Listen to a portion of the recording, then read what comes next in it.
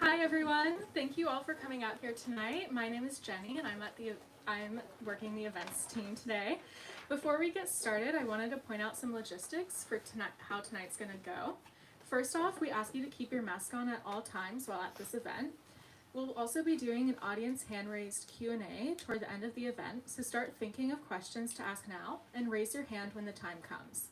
Clay will repeat your questions into their mic to ensure that viewers on the live stream can hear as well. After the talk tonight, Lee will be signing and personalizing books at the alcove right next to the register at the front of the store. And if you're joining us virtually on the YouTube live stream, we'd love to encourage you to buy a copy of Feed Them Silence online using the link in the live stream description. All right, so it's my privilege to introduce Lee Mandelo and Clay McLeod Chapman, who are here to discuss Lee's latest novella, Feed Them Silence.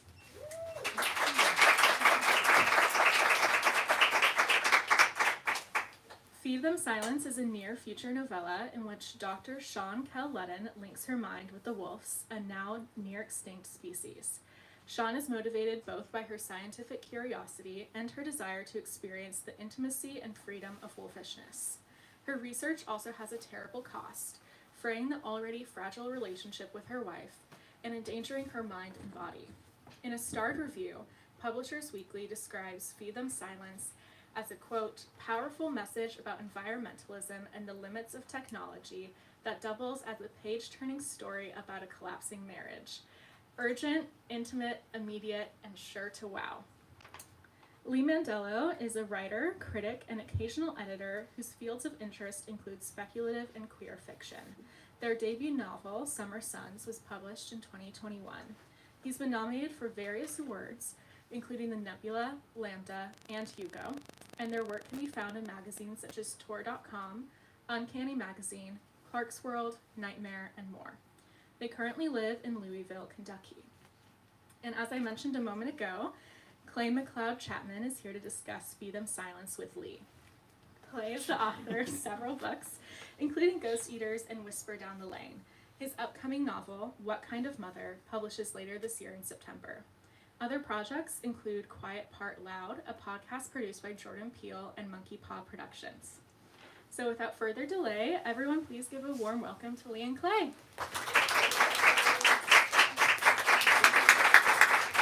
Hello. Hello. Thank you so much for making it out tonight. Thank you for those who are tuning in online. Yes. And thank you for making the trek. Where were you this morning? Where did you wake up? Louisville. Really? Yes. And we're at a midpoint within our tour at the moment? Yeah. Exactly the middle, so a perfect place. St. Louis before and DC after. Wow. How's it been thus far? We're still walking, we're still on our own 2 feet. Yes, still ambulatory. As I tweeted, not great, perfect, but working on it. You know, the body holds up. But I had a really good dinner across the street, so that helps. Yeah, welcome to Brooklyn Heights. This is a good neck of the woods. Yes. I really was kind of honored when I got the invitation to do this because I am a huge fan of Summer Suns. And, you know, what was amazing was there was the offer, the invite to take part in this. And then they gave me an advance copy of the novella. And I was like, oh my gosh, I get to read this before the rest of the world. This is such a treat. And then I started and I was like, there is a gulf of story in between Summer Suns and Feed Them Silence. So I was really curious if we might be able to start the night kind of talking about the trajectory from one to the next. Yes, absolutely. So it's pretty different as you started. And part of that was it's a pandemic book. And I think we'll probably be reading a lot of those over the next year or two. That I was at home, 2020, in my apartment, just unrelievingly alone the whole time while in a doctoral seminar about animal theory. So I was reading a lot of really depressing philosophy about the nature of our planet as we are currently living on it. Some good Donna Haraway, who's not super depressing, but is nice and weird, and was researching wolves again, and learned that, hey, they do only live like 4 years in the wild now. It was really depressing. It was not a good sensation to learn that. And so I'm sitting trying to write a different book that's finally done and turned in now. And instead wrote this one. And I think that there's a big prose difference between them is kind of one of the main turning points I see. Summer Suns, you have like a 23-year-old who you, the reader, can see what he's not seeing about himself. And he gets there. And this is someone in their mid to late 50s, in a failing marriage, in academia, really settled in, whose way of narrating and thinking is very closed off in the way that her research is done and presented.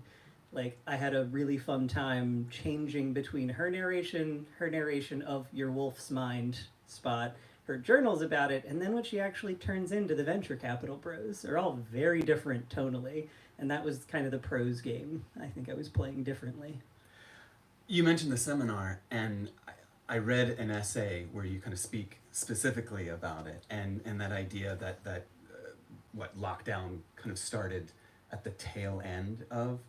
So just the whole kind of experience of this, you're taking this workshop, and the kind of shift into, oh, this is the new world order of things. Had the novella at that point been kind of gestating in your mind, or? No. No. It was maybe the only time that this has happened to me that quickly. Usually I'm a very slow, there's an outline, there's another outline, there's another outline a lot of the time. And this was reading a bunch of theory, getting super into something I didn't know a lot about, Yeah. and then realizing I had a whole story. It was like, oh, like a gift from above, I can just do this. And, you know, maybe it'll happen again one day. But that was a really interesting one-off for me. Yeah. To get the kind of the COVID elephant out of the room, would this novel, would the story exist were it not for the kind of lockdown, being stuck in your apartment for X amount of time? I don't think it would necessarily. Yeah. And part of that was the way that we were thinking about the seminar changed really abruptly partway through. Our last speaker was an expert on microbes and viruses, and she sure did cancel because she had better things to be doing than talking to our doctoral cohort in March of 2020.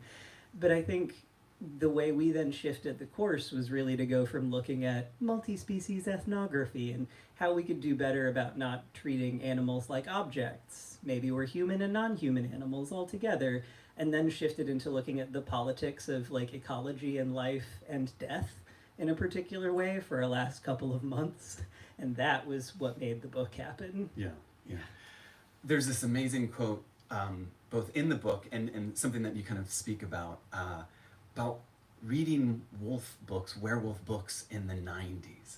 And I just love that idea of like being inspired by a whole slew of werewolf books in the 90s. And I started like doing the Google search of what werewolf books kind of became the foundation for you for this. So it's not only books, there's also the inimitable film Ginger Snaps from around then, right?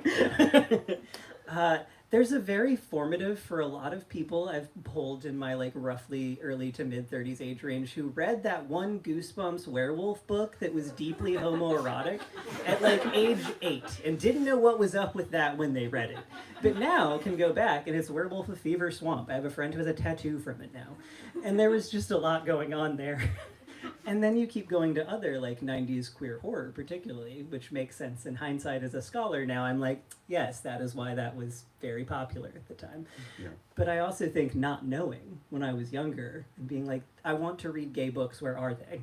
And finding a lot of horror novels and things that dealt with werewolves, but also just pack mentality, like sort of the finding your space maybe away from the norms of society. Yeah. Hindsight makes sense. But I think this was my attempt at the wolf book for being the weird kid who read a lot of wolf books, but now kind of having a question about, is it morally and ethically always fine that we project these stories onto wolves this way? Like, Yeah. what are we doing to them as creatures when we do that? Yeah.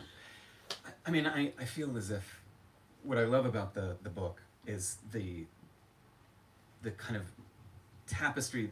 You're weaving a lot of different kind of stories, and it, for me, like I think of the werewolf story, I think of the kind of, you know, mad scientist, the doctor who's, you know, playing God. And I wondered, if you, as the author coming into the fold, like, do you set out to kind of, I'm going to subvert genre, or I'm going to take the werewolf story and I'm going to flip it, or how do you kind of approach the notion of the monster, or the kind of horror of it all? Yeah. So I think this one's been fun. Two-part answer. To see the reception on this, who thinks it's a horror book and who doesn't. Because there are a lot of readers who are seeing it as purely science fiction, some who are reading it more as like, they can see those narrative elements of like, yeah, all the werewolf books, the mad scientist.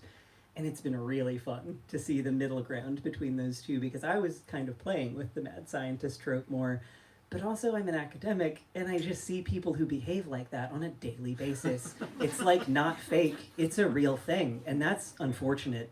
So part of it was also like making the mad scientist a real person, because they usually are a real person who just acts like this, specifically in the hard sciences and that tier of research where a lot of the money is coming from places that's not very nice. Yeah. Was that the first part? Was there... Yes, the second part was back to the werewolves again. I werewolves. lost track. That part of that is why we want to maybe imagine ourselves as a wolf in some way, whether that's literally a shapeshifter or just Julia the Wolf's kids who love to read that book, or just imagining running away into the woods and being part of something that's very intimate and very physical in the way that the wolf pack is. And that's what Sean wants, is intimacy and attachment and sort of an erotic body in a particular way that she just doesn't have access to, because she won't give up any of herself to be vulnerable to have it. Yeah. So she wants to take it, but not to give back anything. And I think that's the fantasy sometimes that we don't admit. It's like, yeah, to be in the wolf pack, you would have to like do it though. You can't just think about it. Yeah. Can you speak specifically to the kind of the dynamic between Kate and Sean, that like, you know, these are two characters that kind of at certain points share a body, you know, it's writing kind of from the point of view. I'm very curious, like the challenges that posed. Yeah. So Kate is what she names the wolf, being very careful with that because the wolf doesn't have a human name, because why would she? But so she kind of is getting into this space with the brain machine, whatever we want to call it, where you are reading her narrating what she thinks she is feeling through the wolf. So it's always interpreted, for one thing, through Sean. But part of what she's experiencing is me playing with Donna Haraway again, because she did an interview that was really inspiring to me when I started drafting it, where the interviewer asks her about her pet dog she's had for more than a decade, and asks if she now knows what her dog Cayenne thinks.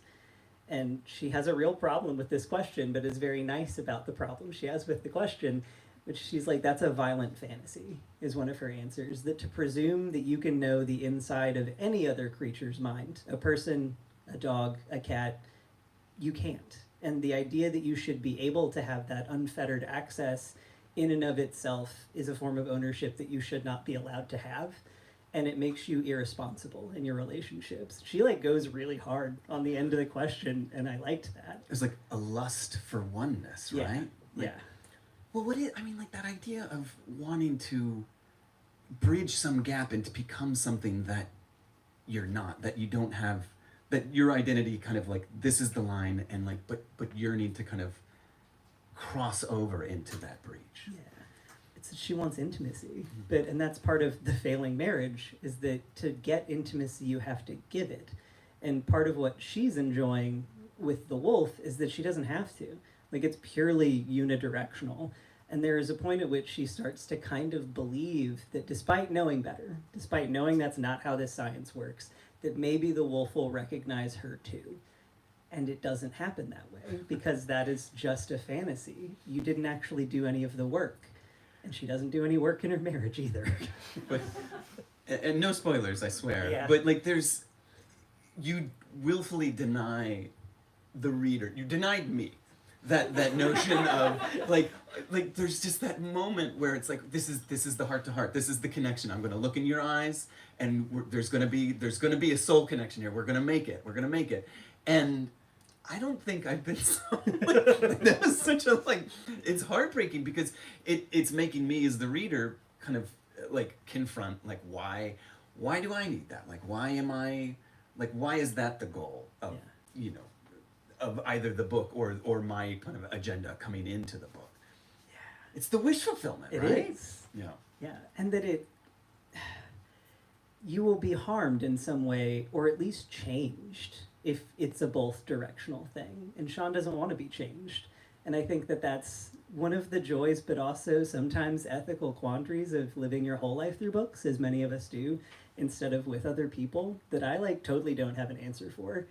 Yeah. But you're just consuming, and you're not doing the opening your spirit up and spilling it out on someone else and then having them be like, actually, that kind of sucked. Why are you acting like this? You can't act like this. And we all have to face those moments sometimes. I don't know if you read reviews. I don't know if you know. I mean, congratulations, they've been great. Like you've had some amazing reviews. People I trust send the ones to me that I should see. But what's interesting is the kind of consistency of. I feel like one of the points that every review that I read has made is as soon as you kind of transition into the point of view of the wolf of Kate, there is this moment, like, you know, all the lush, the poetry of the text takes over, the prose just becomes this, you know, all the critics are just like, oh, this is the moment where, like, we've entered into the wolf's point of view, we're in wolf eyes now. And it's really kind of interesting, because I guess the question I want to throw your way is, are you trapping us? Like, is this a ploy? Yeah. It's the most, so I love poetry, and everyone who read Summer Sons knows it's real dense on the poetic language. I'm having a great time. But that's not how Sean thinks or writes, and that was the hardest part for me, like as a prose stylist, was doing something that's kind of antithetical to how I work in language. So I got to kind of cut loose on the wolf sections, and I think the end result, thankfully, on those reviews is it's really seductive, because you've been so denied as the audience reading Sean's perspective any of that intimacy, and you finally are having it while she's having it. And that's, I think, the difference maybe between an unlikable character and someone who you do like and sympathize with, but in the end you're like, you've made every possible mistake that you could make in this situation. You're a moral lesson in a different way. This is the silly, it's a cheeseball question, but I have to ask it. But what was the most fun section, the more compelling section? Was it to kind of restrain yourself and stay in Sean's point of view? Was it more fun to kind of dive into Kate? There is a scene that I'm gonna try not to spoiler too much, because it's about halfway through, but it is the challenge of trying to make infidelity sympathetic. Because as you've read reviews of any other book ever, things people really don't like are cheating and animal death. Sorry, did it both, sorry.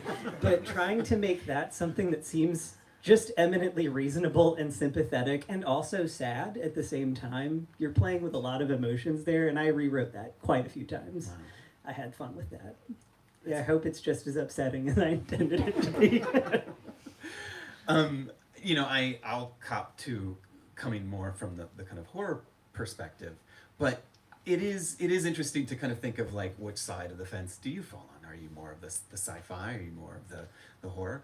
But I am curious, coming from the kind of sci-fi point of view, the kind of placing it in time, the like setting it in this particular era.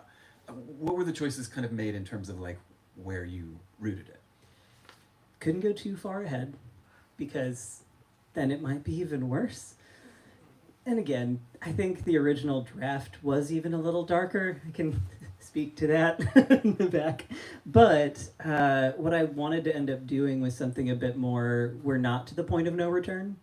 Whereas if I had continued spinning out the logic of climate catastrophe and the way things are going in the text about a decade from now to another decade or another one, like, I didn't have a way to make that seem hopeful. But I kind of wanted there to be a place for the reader at the end of this text to see, like, we could still turn this ship around. We could still do something about this.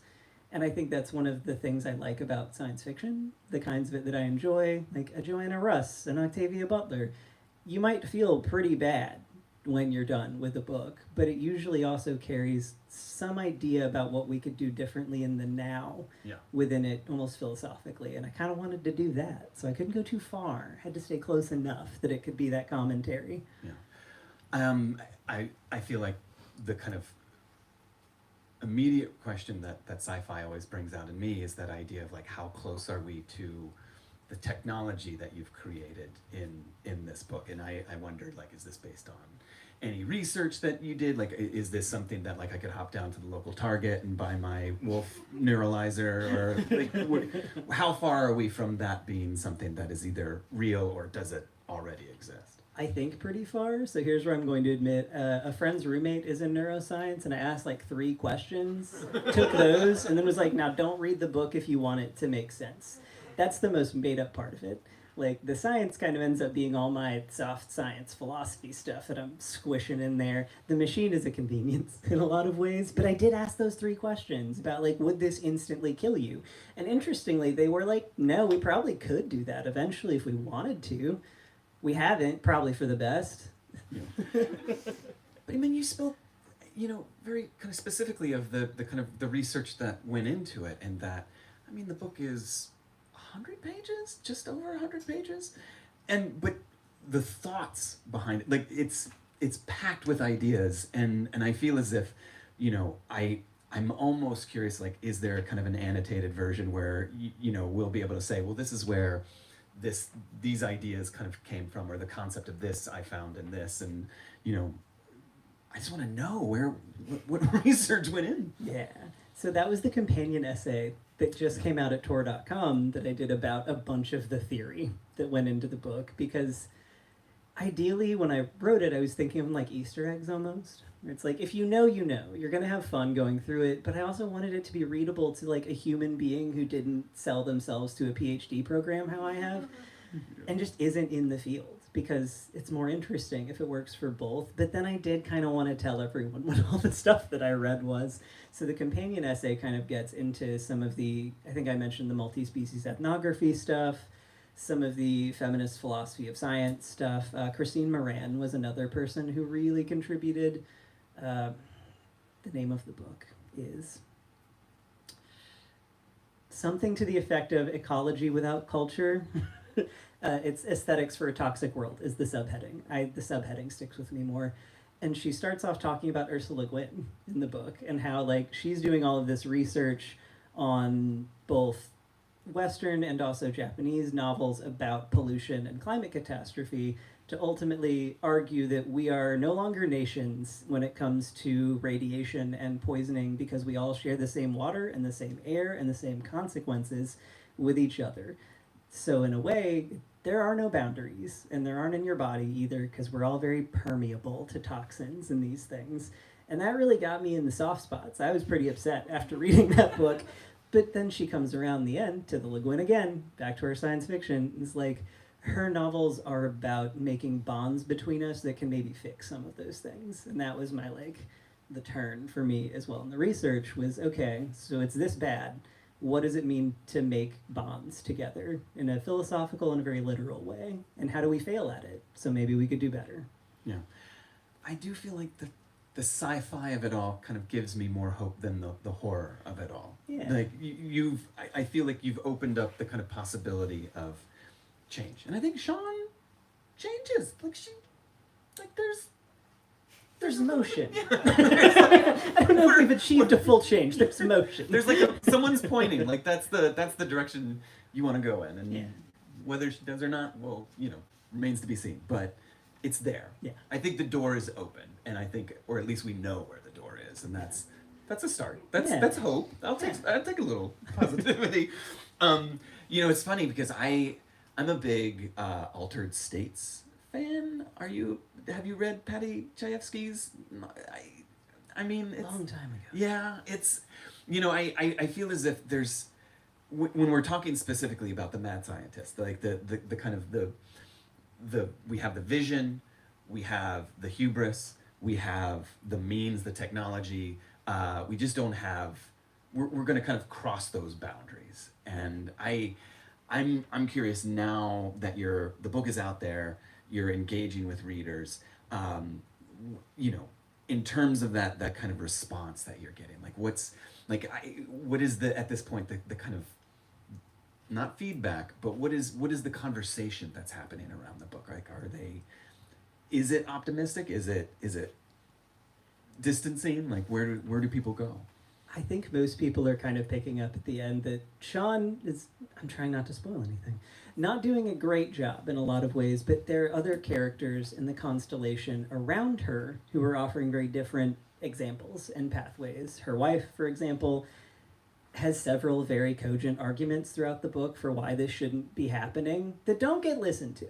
But you, the reader, can see the arguments that her wife is making throughout the text, even her colleagues, and the ways that they try to kind of check her behavior occasionally. So you're always getting commentary in a particular way as the reader, I think. And then another, my favorite question maybe so far has been like, did she get through IRB? Which is like the research boards you have to do ethical research, quote unquote, in a lot of the hard sciences and social sciences. And the answer was, of course not. That's why she got venture capital funding, because no one would give her money to do this otherwise. And I just had never put it in the book, so it was like, yeah, that's the reader response. It's like, how could she possibly get through IRB? And the answer is she didn't. It's so funny.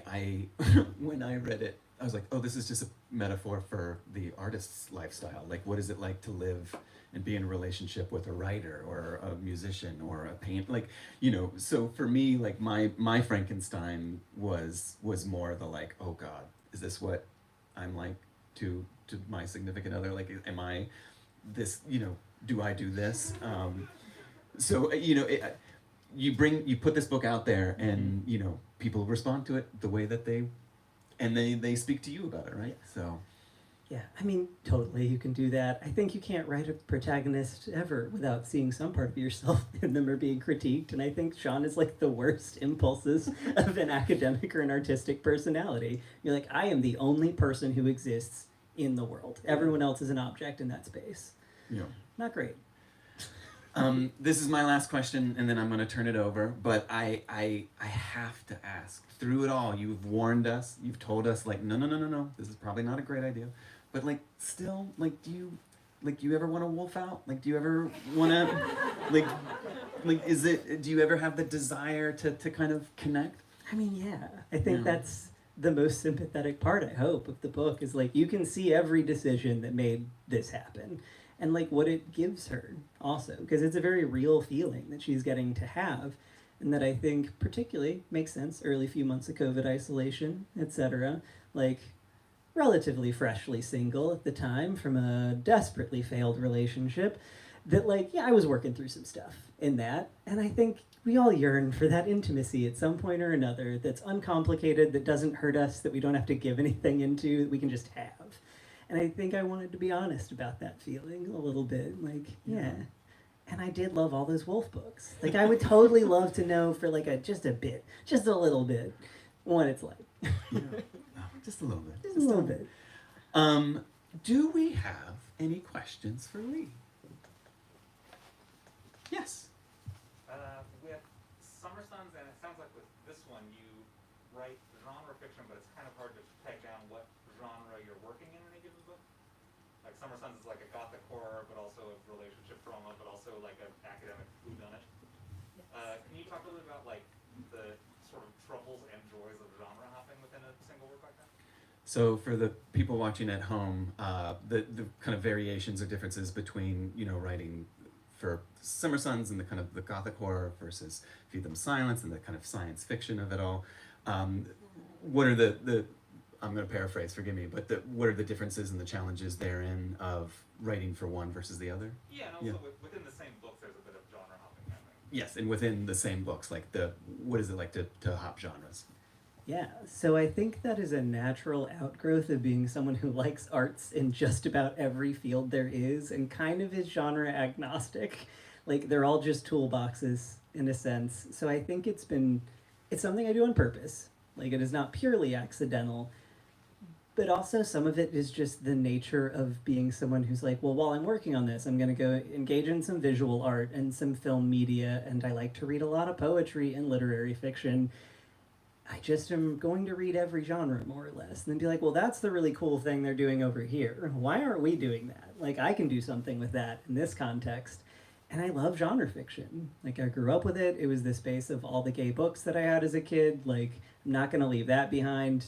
I think it does a lot of work that other genres don't necessarily do with as much passion and intensity. I think we're not very scared of being weird or a little cringe or embarrassing, and that lets you be more honest. You can do a lot more emotionally. I love a melodrama. They're really fun. They're a great form for any story. So I think that's part of what draws me to playing around. And I also think for Summer Sun specifically, like the Gothic in and of itself is several genres that someone just squished together and then kept adding on to depending on like the geographic location you've ended up in. So that was just really natural to that one. This one was a little bit more intentional, I think, between the bad vibes of it all, like the horror in a sense, or thriller, someone said, and I was like, I could vibe with this as a thriller, I could see that.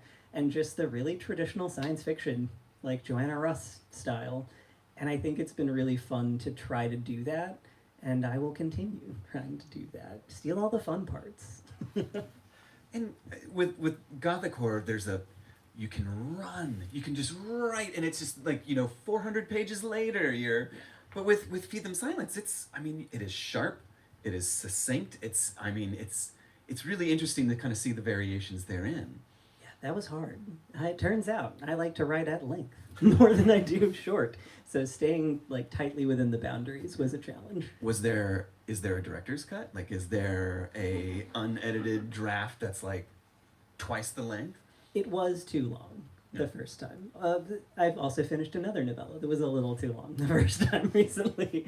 I think that's just what it will be like for me to write books forever. So they're a little too long the first time. Yeah.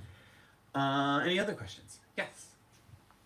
Your earlier point about this relationship with the wolf being a lot of like wanting to take without giving anything or being vulnerable made me think about this artist talk I saw from this indigenous theater artist who talked about like white communities sort of infiltrating and having this sort of like hungry mindset and that kind of like wanting to take energy. And I'm curious, since obviously, like wolves, there's a lot of like iconography with like indigenous groups.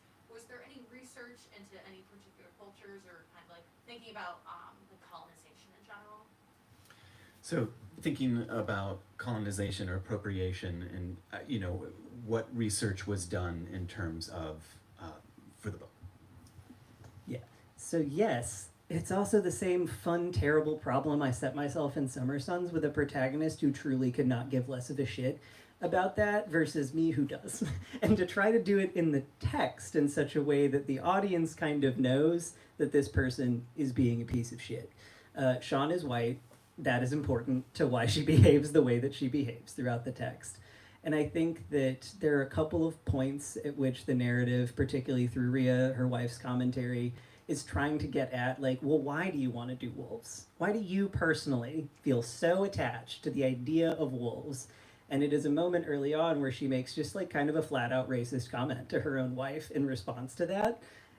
And it's clearly defensiveness. And, we couldn't get more deeply into it in the text, but I hope that that is there as a structure that I was thinking about. Because that is also part of our collapsing ecology, is the lack of listening and the desire only to consume and not to listen to people who have experience, who have this land in a different way. So that's in there, I think, is a sort of a underground point that is threaded throughout. I hope big out. Sean is an example of like a particular kind of white academic who thinks in a lot of ways, because she is marginalized very legitimately in some ways in her field, that she simply can't do wrong in other ways. Which is not the case. So yes, excellent question. Thank you. Anyone else? Yes. Hi. So since you are an academic, I'm wondering where you see the intersection of your own academic work and your fiction. Since Lee is an academic, the question is, where is the intersection between your academic work and your writing? So I think I usually answer this one as it's like a big circle that all feeds into itself. because I have an attention disorder and get really bored, like easily with things. So I'll do a bunch of academic research and maybe process that into an article or something, which is not as fun. We can all admit that, comparative to art. So I'll do that, and there'll usually still be some itchy something left afterwards, or I want to make something out of it. I will write a piece of fiction or a piece of criticism, and then that'll be done, and then I'll be researching something else that fiction kicked off, and then I'll do some more academic work, and it's a nice self-sustaining ecosystem of various interests and intrigues.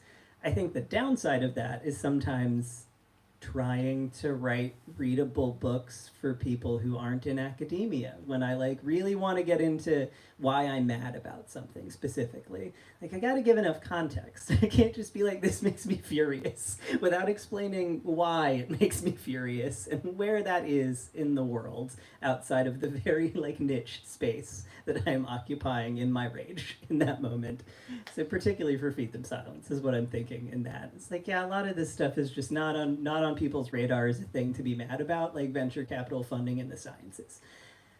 One hopes it should be, but it isn't, and that's okay. So I think trying to connect them successfully is the challenge, but it does keep me excited and interested in reading books. You dropped the notion that there's another novella, so I'm curious, can we talk about what it is? You can do a little bit. The title has not been officially announced yet, so I won't say that out loud. If you want to. Unless I want to? You You're can okay? if you want to. Oh, well the I don't title... care. Oh. Everybody, this is an exclusive. Yeah. For those watching, don't tweet, please. The first to know. It's The Woods All Black. It is a T for T Appalachian horror novella about revenge and also monster fucking. Yeah. It's about the Frontier Nursing Service, which you probably don't know what that is. It was a very wealthy woman, Mary Breckenridge, the Breckenridges in Louisville, funded to send and train a bunch of nurses on horseback out into the eastern counties because everybody was dying out there because there were no doctors, specifically about maternal mortality.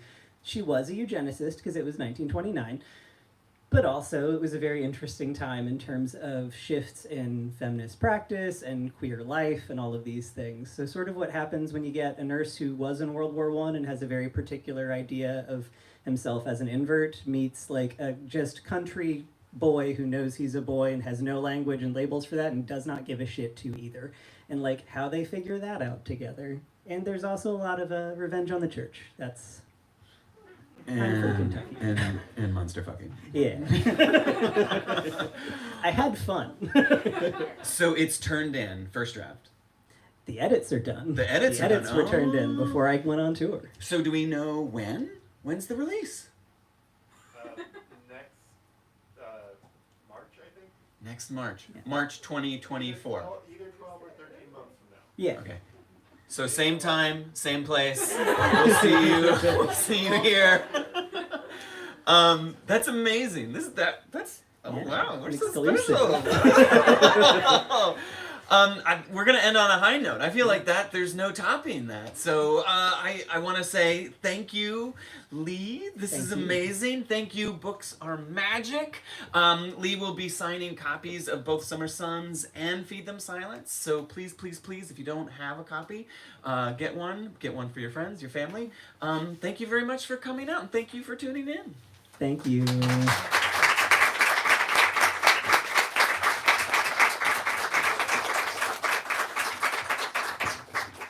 Alrighty, thank you so much for coming out tonight, and thanks to everyone who asked questions. And Lee and Clay, thank you for such a fantastic conversation. As I mentioned earlier, Lee will be signing and personalizing books. My coworker is pointing to where that little signing spot is right now. We ask that you all line up along the center aisle and grab any personal belongings with you so that our staff can start to break down and rearrange the space. And up at the register, we also have signed copies of Ghost Eaters by Clay. So grab 3 copies of everything for you. That's all for tonight. Let's give these two one last round of applause. one last fun thing also. My friend made me these tour buttons that say, Lee Mandelo is my literary daddy. I am not a daddy, but you can have some buttons if you'd like.